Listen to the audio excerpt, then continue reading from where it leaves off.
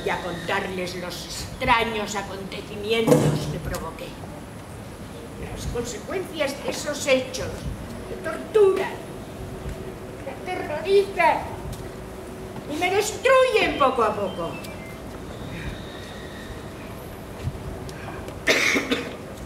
Pero detrás de todo esto hay algo humano que debéis entender.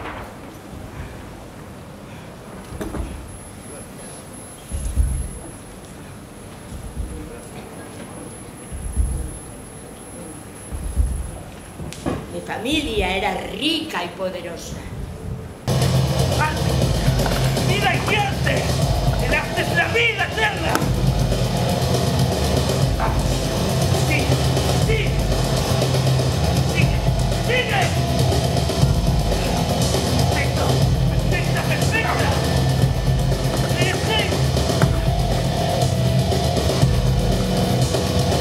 ¡Vamos, vamos! ¡Levanta! Una sala más y hemos llegado a la zona útero, al centro de mi secreto.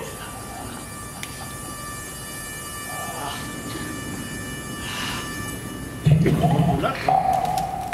Fortunato. Fortunato, te sigue. Fortunato. Se siente extraño.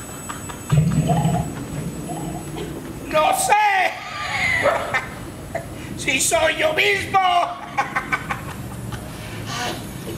Tu sentido del humor me confunde. Mi humor proviene de este puto ambiente.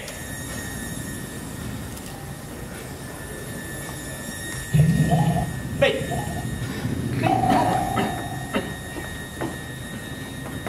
Mira. Allí tienes el amontillado.